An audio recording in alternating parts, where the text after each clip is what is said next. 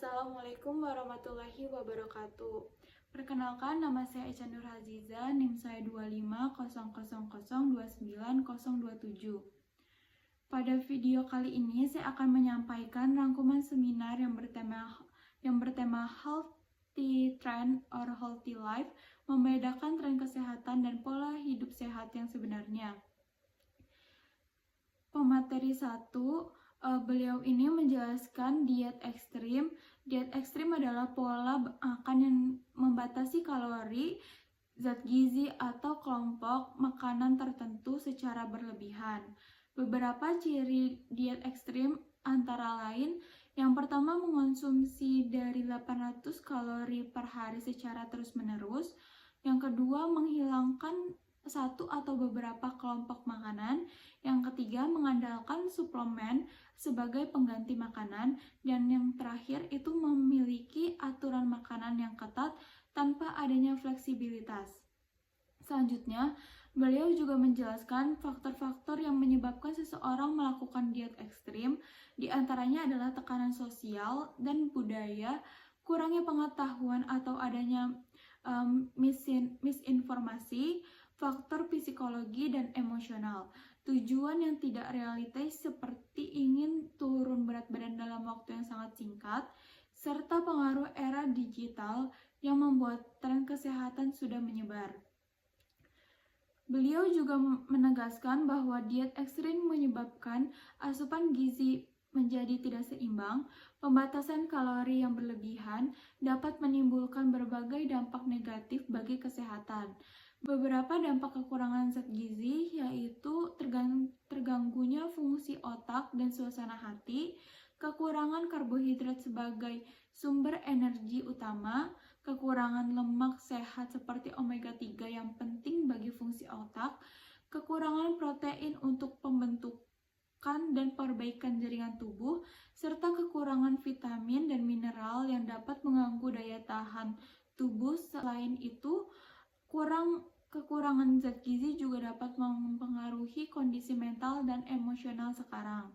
Lalu beliau juga menjelaskan ada tanda perilaku makan yang tidak sehat, misalnya seperti melewatkan waktu makan, menghindari makan bersama orang lain karena takut melanggar aturan diet, hingga muncul obsesi berlebihan terhadap makanan sehat atau yang dikenal sebagai ortoreksia, yaitu kondisi ketika seseorang terlalu terobsesi mengonsumsi makanan yang dianggap sehat sehingga justru berdampak buruk bagi kesehatan fisik maupun mental. Dari materi pertama ini, saya memahami bahwa tujuan menjalankan pola makan seharusnya bukan hanya mengejar penurunan berat badan dengan cepat, tetapi memenuhi kebutuhan gizi agar tubuh tetap sehat dan jangka panjang. Lalu pemateri 2, beliau menjelaskan perbedaan antara healthy trend dan healthy life. Beliau ini menjelaskan istilah infodemik, yaitu kondisi ketika terdapat begitu banyak informasi kesehatan yang beredar. Sebagian informasi tersebut benar, tetapi sebagian lainnya tidak akurat, sehingga masyarakat kesulitan untuk menentukan informasi mana yang dapat dipercaya. Hal itu juga pernah dijelaskan oleh WHO. Menurut beliau, healthy trend biasanya berorientasi pada hasil yang cepat, makin praktis, instan, dan sering kali hanya demi penampilan. Akibatnya, banyak orang merasa kecewa karena hasilnya tidak sesuai harapan, mengeluarkan biaya yang cukup besar, dan berdampak negatif bagi kesehatan. Sedangkan healthy life bertujuan meningkatkan kesehatan secara menyeluruh dan menjaga kualitas hidup dalam jangka panjang. Artinya, fokusnya bukan hanya pada penampilan fisik, tetapi juga pada kesehatan tubuh, mental, dan keseimbangan gaya hidup. Beliau juga menjelaskan bagaimana tren kesehatan dapat menyebar dengan sangat cepat melalui media sosial. Prosesnya dimulai dari influencer yang membagikan satu tren, kemudian algoritma media sosial membuat konten tersebut semakin sering muncul, sehingga memicu rasa FOMO atau takut ketinggalan tren. Akibatnya banyak orang langsung mengikuti tanpa mencari tahu terlebih dahulu apakah informasi tersebut benar atau tidak. Selain itu, beliau juga menyampaikan bahwa terdapat 5 penentu kesehatan, yaitu perilaku, lingkungan, faktor sosial, ekonomi, dan kebijakan.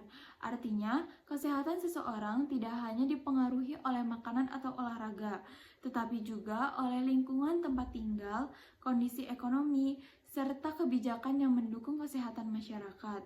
Dampak positifnya antara lain meningkatkan literasi kesehatan, mendorong perubahan perilaku yang sehat, memperluas jangkauan promosi kesehatan, serta membangun dukungan sosial.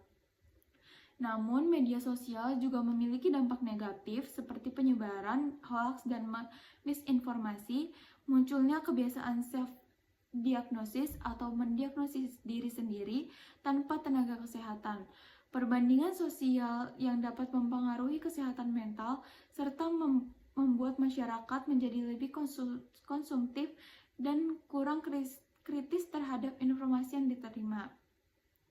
Dari keseluruhan seminar ini, saya mendapatkan pelajaran bahwa tidak semua tren kesehatan layak untuk diikuti. Sebelum mencoba satu metode diet atau gaya hidup tertentu, kita perlu mencari informasi dari sumber-sumber yang terpercaya dan mempertimbangkan apakah cara tersebut benar-benar sesuai dengan kebutuhan tubuh kita. Pola hidup sehat bukanlah sesuatu yang instan, melainkan kebiasaan yang dilakukan secara konsisten, seimbang, dan berkelanjutan demi kesehatan dalam jangka panjang. Sekian rangkuman seminar dari saya. Terima kasih atas perhatiannya. Wassalamualaikum warahmatullahi wabarakatuh.